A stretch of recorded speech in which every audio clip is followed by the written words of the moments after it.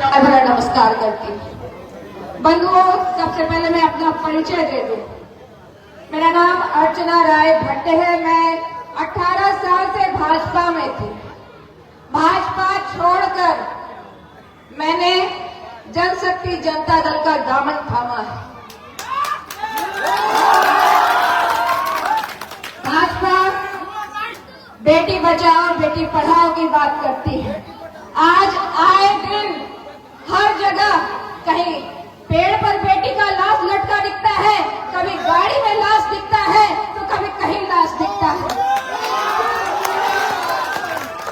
ना ये निकम्मी सरकार बेटी पढ़ा पा रही है, ना ये निकम्मी सरकार बेटी बचा पा रही है। ऐसी निकम्मी सरकार को कहना चाहती हूँ, सिंहासन खाली करो कि जनता आपकी। एक नई शुरुआत, एक नया आगाज किया है माननीय तेज प्रताप यादव जी ने।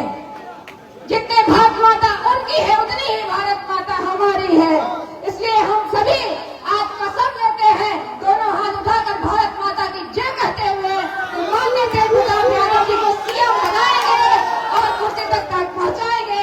अपने लक्ष्य को हम पार करेंगे। भारत माता की, भारत माता की, भारत माता की, वंदे वंदे वंदे। कोई नहीं है टक्कर में, अरे कोई नहीं है इनके टक्कर में। क्यों पड़े हो चक्कर में? बहुत कुछ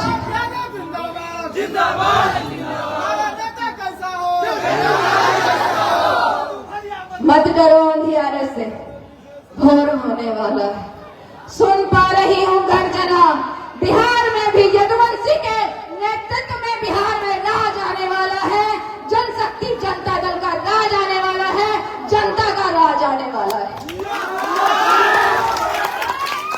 कहते हैं जिस ओर जवानी चलती है उस ओर जमाना चलता है।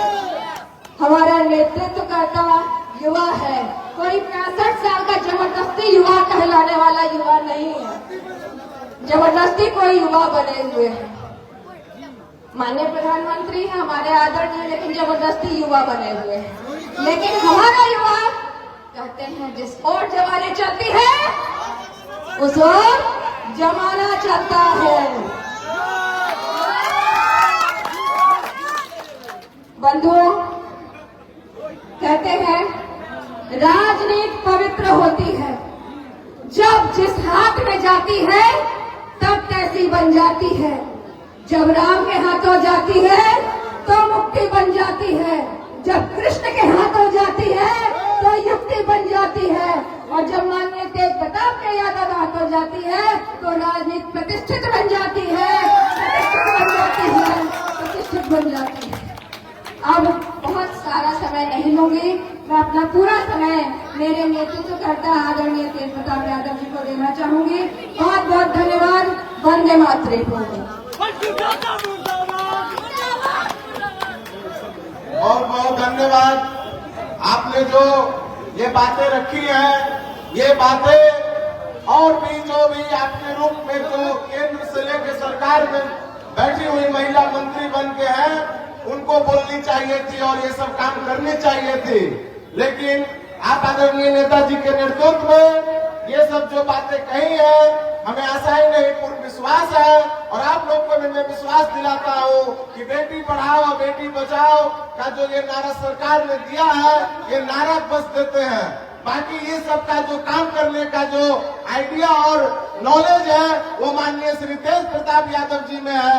बाकी दूसरा कोई नेता नहीं है जो इस तरह का काम करने का क्षमता रखता है। हमारे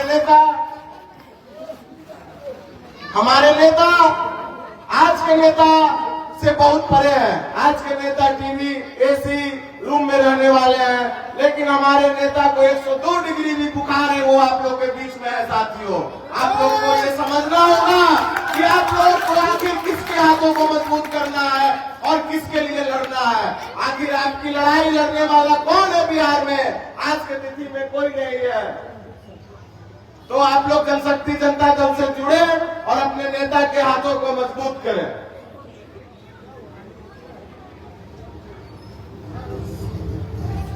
अब 1 मिनट का मैं समय लेना चाहूंगा कि अब इसके बीच गरीब जनता पार्टी के कवि जी को मैं आमंत्रित करता हूं कि वो आए और अपनी बातों को रखें। बहुत बहुत धन्यवाद। सबसे पहले बख्तियारपुर की इस मिट्टी को मैं नमन करता हूं और यहाँ उपस्थित जितने भी बड़े बुजुर्ग हैं उन सबको चरण स्पर्श करता हूं। नौजवान साथियों का हार्दिक अभिनंदन और स्वागत करता हूं।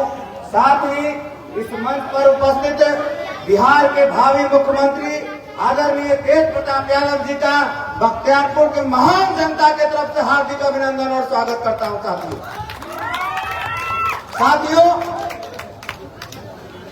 इसके साथ साथ गुलशन यादव जी का मैं अभिनंदन और स्वागत करता हूं, जो आप सबको यहाँ उपस्थित किए हैं, आपको यहाँ बुलाए हैं और आदरणीय हमारे नेताजी को यहाँ आप लोगों के समक्ष लाने का काम किए हैं। हम आप सबसे आग्रह करेंगे कि आज बहुत सारे लोग बिहार में घूम रहे हैं, झूठ साच प्रचार कर रहे हैं। सबसे पहले तो ओकरा से बच के रहना है, क्योंकि एगो हमरो से के पियर गमछा है, तो पियर गमछा लेके वो हम लोग घूम रहे हैं, तो हमारे से के ब्लैक बोर्ड है कि जो लिखेंगे वो बुझाएगा ना। एगो औरत पियर गमछा लेके लोग घूम रहा है, लेकिन बैग लेके घूम रहा है। बैग में आजकल दारू बिकता है ना, तो दारू बेचने से भी सावधान रहना है बिहार के लोगों को। सबसे पहले बिहार को गलत हाथ में जाने से इस बार बचाना है। ये आप सबकी जिम्मेवारी है, यहाँ के बड़े बुजुर्ग माताओं बहनों और खास करके युवा साथियों का जिम्मेवारी है कि बिहार गलत के हाथ में नहीं जाए, बिहार ऐसे लोगों के हाथ में जाए जो ब्लैक बोर्ड लेकर के आया है तो उसके पीछे कुछ मंशा होगा। तो मैं बताता हूँ कि हमारे नेताजी क्या चाहते हैं। हमारे नेताजी ब्लैक बोर्ड छाप इसलिए लेकर के आए हैं कि इनका सपना है कि बिहार बदलाव होना चाहिए। तो किस तरह के बदलाव होना चाहिए? अमीर गरीब, सुनिएगा, अमीर गरीब, मजदूर किसान या हो दलितों की संतान, सबकी शिक्षा एक समान, सबकी शिक्षा एक समान करना है। कोई शिक्षा में भेदभाव नहीं होगा। आज बड़े लोगों के लिए अलग शिक्षा का व्यवस्था है, गरीब के बच्चों के लिए अलग शिक्षा का व्यवस्था है। आप जाकर के देख लीजिए, बिहार के किसी विद्यालय में पहले गांव गवई में कहा जाता था गरीब के बच्चा को 2 पैसा दे दी, लेकिन कभी न देवे के चाहिए, हाँ, अकिल न देवे के चाहिए। तो आज का सरकार आप जा करके देख लीजिए, विद्यालय में गरीब के बच्चा को पैसा दिया जाता है, भोजन दिया जाता है, कपड़ा दिया जाता है, दवाई दिया जाता है, लेकिन पढ़ाई का आपको दे है, बताइए। हाँ, तो विद्यालय से पढ़ाई का कर दिया है कि ना आपका बच्चा पढ़ेगा ना आगे बढ़ेगा। हम लोगों ने सोचा है कि पढ़ेगा बिहार तो बढ़ेगा बिहार, इसके लिए समान शिक्षा जरूरी है। सबके बाल बच्चा एक साथ सरकारी विद्यालय में पढ़ेगा और सरकारी अस्पताल में भी इलाज कराएगा, ये हमारे नेताजी का सोच है।